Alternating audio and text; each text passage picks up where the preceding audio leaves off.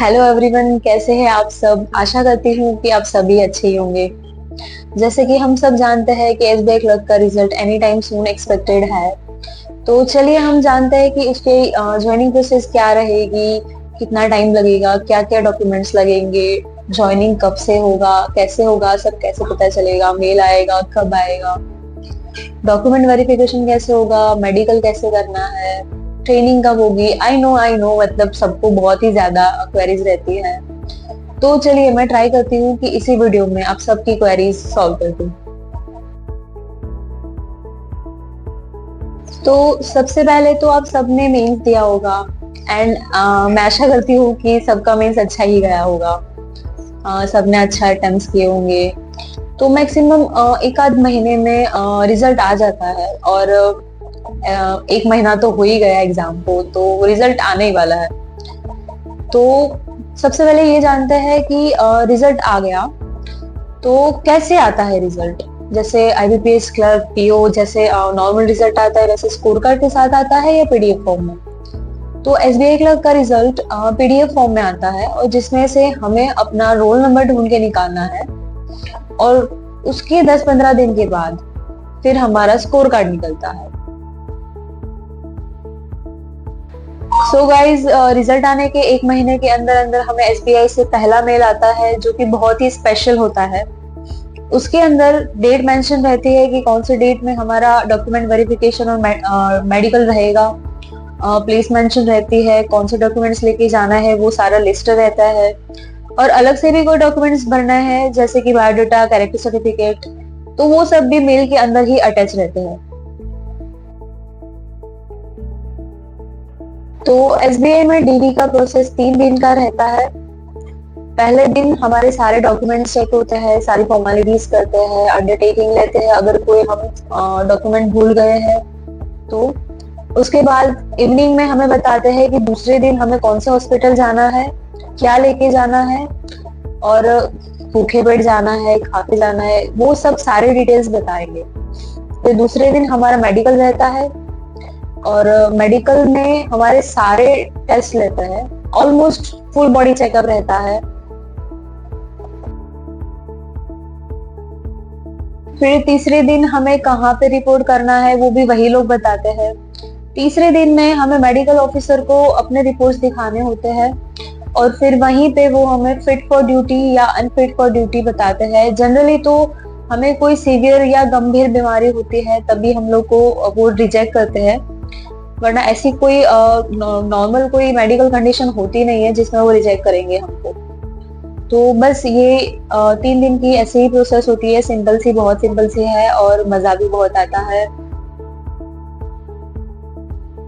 चीज जो मैं आप सबको बताना भूल गई वो थी एलपीटी, लैंग्वेज प्रोफिशिएंसी टेस्ट।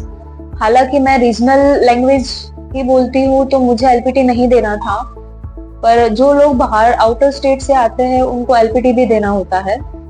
और एलपीटी में बेसिक लोकल लैंग्वेज का नॉलेज होना चाहिए और हमारे टाइम पे एलपीटी में एक बंदे को रिजेक्ट किया था और इसीलिए सबको एलपीटी लोकल लैंग्वेज का नॉलेज बहुत ही सीरियस लेना चाहिए और अच्छे से रेडी तैयारी करनी चाहिए, क्योंकि इस स्टेज पे आके फेल होना इज वेरी डिप्रेसिंग।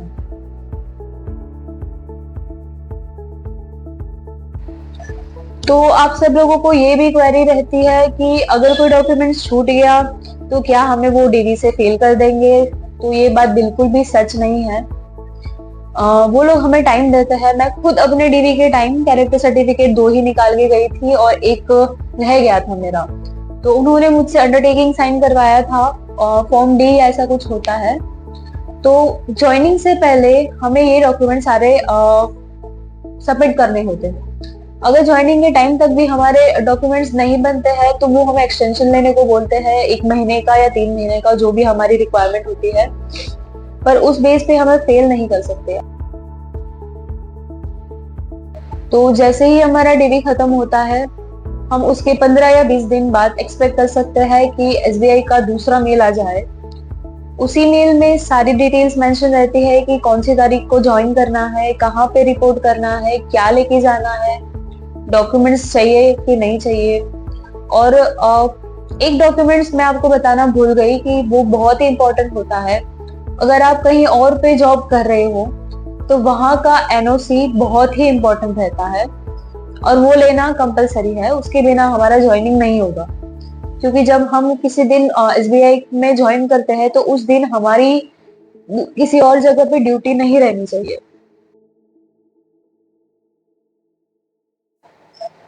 तो सबसे पहले हमें लोकल हेड ऑफिस पे रिपोर्ट करना होता है, वहां पे हमारा एचआरएमएस आईडी बनता है और सारी ज्वाइनिंग फॉर्मेलिटीज होती है।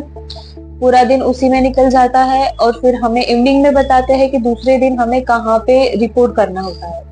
जनरली हमें एडमिन ऑफिस मिल ही जाता है उसी दिन और एडमिन ऑफिस पे ही रिपोर्ट करना होता है दूसरे दिन। और एलएचओ से ब्रांच पोस्टिंग तक हमें 3-4 दिन का टाइम लग ही जाता है, क्योंकि वहां से एडमिन ऑफिस से आरबीओ और आरबीओ से ब्रांच तक। फिर ब्रांच में हमारा पहला दिन बहुत ही स्पेशल होता है। हम ऑफिशियली एसबीआई में एंटर करते हैं एज एन एम्प्लॉय और ब्रांच हमारा स्वागत करते हैं, बहुत अच्छे से वेलकम करते हैं। तो आप सब लोगों को ये क्वेरी होंगी कि पोस्टिंग कैसे देते हैं, हमें प्रेफरेंस पूछते हैं या नहीं पूछते। तो गाइज जनरली वो लोग प्रेफरेंस नहीं पूछते हैं, पर वो ट्राई करते हैं कि हम जिस डोमिसाइल को मेंशन करते हैं कि सपोज कोई पर्टिकुलर प्लेस हमारा डोमिसाइल है, तो वो ट्राई करते हैं कि उसके नजदीक ही हमें पोस्टिंग दे। और ज्यादातर आउटर स्टेट वालों को ये क्वेरी रहती है कि उनको इंटर सर्कल ट्रांसफर होता है कि नहीं होता है।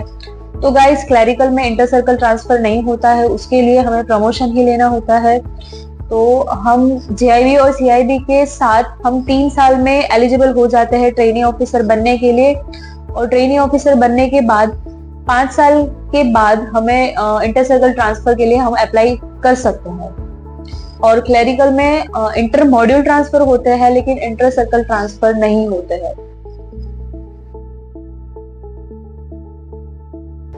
फिर आप सबको ये भी क्वेरी होंगी कि रीइंबर्समेंट मिलता है या नहीं मिलता है। तो मेडिकल टेस्ट के लिए जो हमने पेमेंट किया होता है उसका रीइंबर्समेंट नहीं होता है, वो हमें खुद ही बेयर करना होता है। पर जिस दिन से हमारी ज्वाइनिंग है वहां से लेके ब्रांच पोस्टिंग तक हमारा जो भी ट्रांसपोर्ट का एक्सपेंस होता है, होटल्स का एक्सपेंस होता है, वो सब रीइंबर्स हो जाता है। ट्रेनिंग की बात करें तो ट्रेनिंग भी बैच वाइज होती है, तुरंत तो हमारी ट्रेनिंग नहीं होती है। जनरली ज्वाइनिंग से लेके ट्रेनिंग में 15-20 दिन का डिफरेंस तो रहता ही है। बैच वाइज वो ट्रेनिंग लेते हैं और ट्रेनिंग हमारी रहती है 18 दिन की और उसमें भी हम हॉल्टिंग अलाउंसेस रिमर्स कर सकते हैं। So guys this was it. Thank you so much for hearing me. आशा करती हूँ कि आपके सारे डाउट्स क्लियर हो गए होंगे। अगर फिर भी कोई डाउट है, मन में क्वेरी है, तो you can ask me in the comment section. Thank you so much.